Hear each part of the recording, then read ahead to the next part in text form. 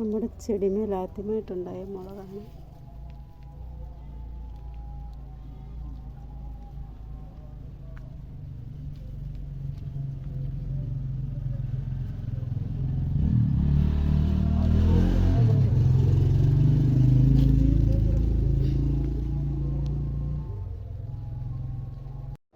ഇത് വേറൊരു തരം കാന്താരിയാട്ടോ, കണ്ടോ?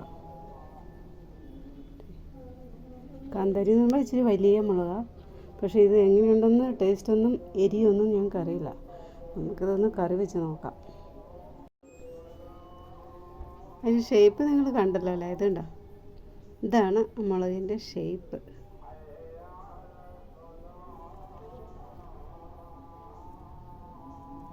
ഇതാണ് അതിൻ്റെ ഷേപ്പ്. കാണാൻ ഒരു വെറൈറ്റിയാണ്.